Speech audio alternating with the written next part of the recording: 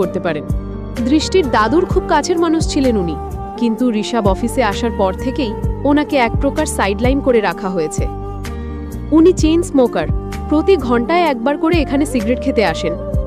তুমি অপেক্ষা করো, চেষ্টা করো। আমি চললাম। অবশ্যই। শিবম সেখানে দাঁড়িয়ে অপেক্ষা করতে থাকে রাজা মাউলির জন্য।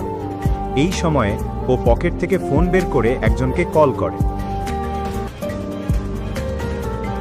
হ্যালো, কেমন আছেন নিতিনরাজি? শিবমজি, আমি আপনাকে একবার দেখা করেছিলাম আর আজ আবার আপনার কল পেলাম। নিজেকে ভাগ্যবান মনে করছি। বলুন কি দরকার? একটা ছোট ফেভার চাই। শুধু আদেশ করুন স্যার।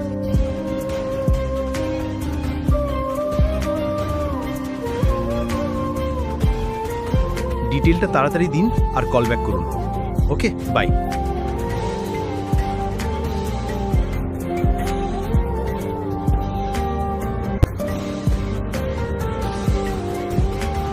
রাজা কাকা, রাইজাদা গ্রুপ আর নারাং ইন্ডাস্ট্রিজের মার্জার কেমন হবে বলে মনে হয় আপনার?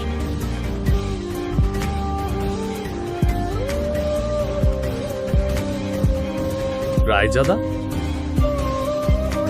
ওদের কথা তুমি কিভাবে জানলে? ওরা আমাদের পুরনো ব্যবসায়িক পার্টনার ছিল। শিবম, তুমি ওদের সম্পর্কে কি জানো? এরপর শিবম এমন কিছু বলল রাজা কাটাকে, যেটা শুনে উনি চমকে উঠলেন।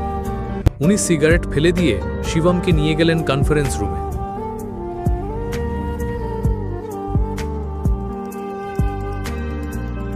এই গরিবটা এখনো এখানেই আছে? ভাষা কন্ট্রোল করো। দৃষ্টি, বেটি, আমাদের শিবম কি বলছে সেটা শোনা উচিত। ওর একটা প্ল্যান আছে। প্ল্যান? রাস্তার ছেলে। আমি এই কোম্পানিতে তোমার চেয়েও বেশি বছর কাজ করেছি।